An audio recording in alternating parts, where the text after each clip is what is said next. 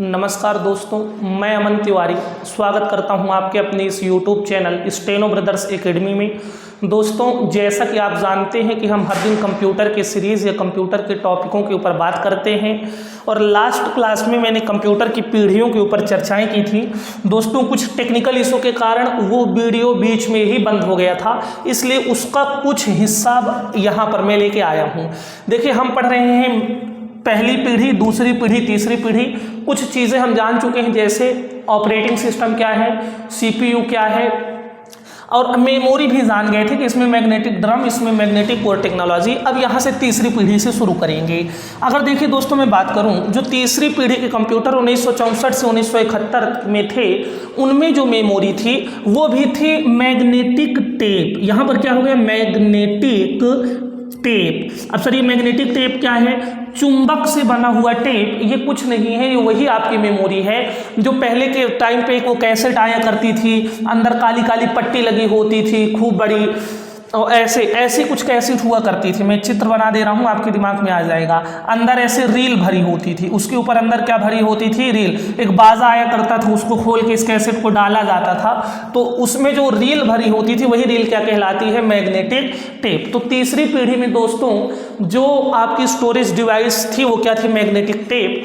दोस्तों, एक चीज़ और मैं छोड़ गया था, वहाँ पे इनपुट आउटपुट, जल्दबाजी में इनपुट आउटपुट को मैंने छोड़ दिया था।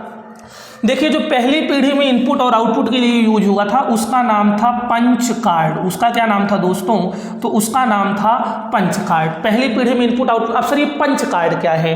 पंच कार्ड, और इसका दूसरा नाम है छिद्र कार्ड। क्या नाम है? छिद्र कार्ड। सर, ये पंच कार्ड क्या है? देखो, पंच मतलब होता है जुड़ा हुआ, कार्ड मतलब कार्ड। जैसे मान लो ये हो, इसी तरह के छोटे छोटे टुकड़ों को आपस में जोड़ दिया जाए, पंच कर दिया जाए, तो क्या बोल सकते हैं? इसको पंच कार्ड। छिद्र कार्ड क्यों बोला जा रहा है? क्योंकि इस कार्ड में क्या किए जाते थे? छोटे छोटे होल किए जाते थे। तो जो पहली पीढ़ी है, हम बोल सकते हैं कि उसमें या तो पंच कार्ड यूज होता था या तो छिद्र कार्ड। दूसरी पीढ़ी में भी आपका यही पंच कार्ड या पेपर टेप यूज हुआ। दूसरी पीढ़ी में भी आपका क्या यूज हुआ? Punch card oblique paper tape. अगर दोस्तों मैं तीसरी पीढ़ी की बात करूं, तो तीसरी पीढ़ी में आपके कंप्यूटर में माउस और कीबोर्ड उपयोग होना शुरू हो गए थे। दोस्तों, कंप्यूटर के तीसरी पीढ़ी में आपके माउस और कीबोर्ड उपयोग होना शुरू हो गए थे। अब एक चीज तो आसान हो गई, पहली दूसरी का रटना पड़ेगा, बाकी सब में चाहे चौथी पीढ़ी होगी तो माउस कीबोर्ड, और पांचवी पीढ़ी होगी तो वहां पे भी क्या यूज होगा? इनपुट आउटपुट में माउस और कीबोर्ड। तो देखिए, एक बार दोस्तों फिर से दोहराई देता हूं। पहली पीढ़ी में मेमोरी में मैग्नेटिक ड्रम और इनपुट आउटपुट के लिए पंच कार्ड या छिद्र कार्ड। दूसरी पीढ़ी में magnetic core technology, magnetic drum मतलब चुंबक से बना एक ड्रम था, उस ड्रम को क्या करने लगे? भागों भागों में काटने लगे, तो उसी को क्या बोला जाता है? Magnetic core technology.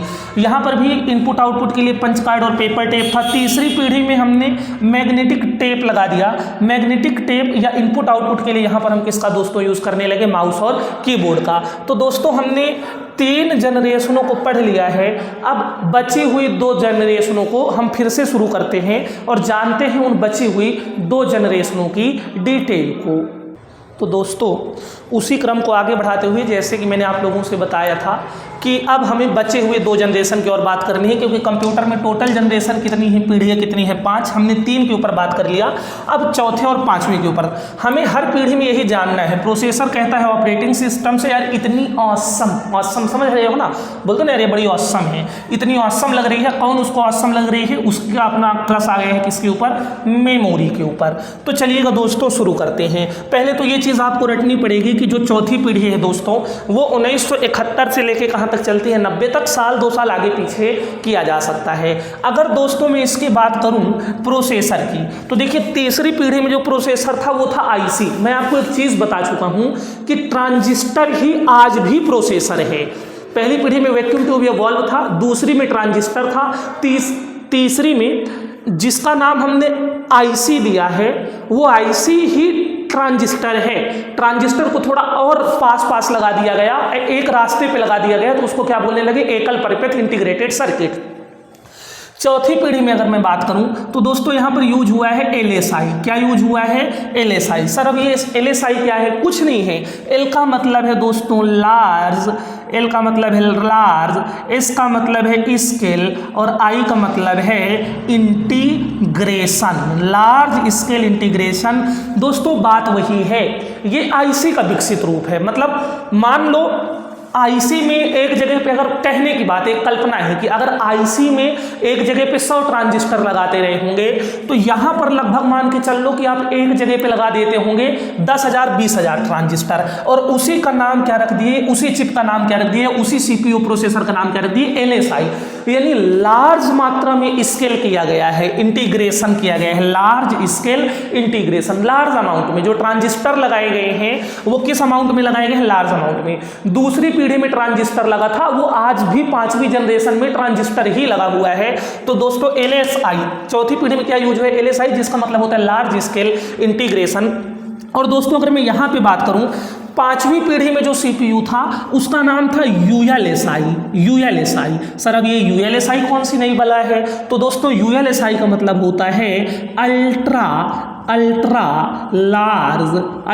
Large scale integration. इसका क्या मतलब होता है? तो दोस्तों ULSI का मतलब होता है ultra large scale integration. LSI का मतलब होता है लार्ज स्केल इंटीग्रेशन और ULSI का मतलब होता है अल्ट्रा लार्ज। मतलब अगर IC में 100 ट्रांजिस्टर लगे होंगे तो इसमें 1000 लगे होंगे तो इसमें लाख लगे होंगे। कहने का मतलब ये है अल्ट्रा, बहुत लार्ज अमाउंट में। ये है सब दोस्तों ट्रांजिस्टर ही, केवल नाम बदल गए हैं ट्रांजिस्टर की संख्या के आधार पर। कम है तो IC, थोड़ा और ज्यादा है तो LSI, और ज्यादा है तो ULSI। बाकी हर पीढ़ी में पहली पीढ़ी को छोड़कर यूज ट्रांजिस्टर ही हो रहा है। अगर मैं देखो दोस्तों ऑपरेटिंग सिस्टम की बात करूं तो चौथी पीढ़ी में जो आपका ऑपरेटिंग सिस्टम यूज हुआ है उसका नाम है time sharing and networking operating system. क्या नाम है? Time sharing and networking. दोस्तों ये वही ऑपरेटिंग सिस्टम है जो दूसरी पीढ़ी में यूज हुआ है, बस अंतर इतना है इसमें नेटवर्किंग लग गया है और कुछ नहीं है। नेटवर्क को सपोर्ट करने लगा है, नेटवर्किंग शब्द लग गया है, बाकी कुछ भी नहीं है। मैंने पहले भी बताया था कि आज की पीढ़ियों में भी टाइम शेयरिंग ही यूज हो रहा है। तो इसमें कौन सा ऑपरेटिंग सिस्टम यूज हुआ? Time sharing and networking operating system. और अगर 5वीं पीढ़ी की बात की जाए तो 5वीं पीढ़ी जो अभी कहाँ से कहाँ तक है, 1990 से अभी जो चल रही है ये 5वीं पीढ़ी है। और आज के कंप्यूटर कैसे हो गए हैं? बुद्धिमान हो गए हैं। तो हम बोल सकते हैं कि सर इनमें knowledge and information based operating system है। कैसा है? तो knowledge and information based operating system है। कैसा? Knowledge and information based operating system, या इसी को क्या बोला जाता है? AI operating system. आज है ना AI का जमाना।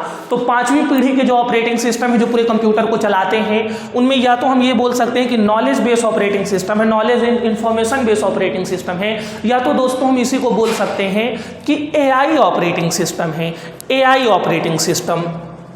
तो इसको बताने की मुझे कोई ज़रूरत है ही नहीं है, आप पहले से समझते होगे।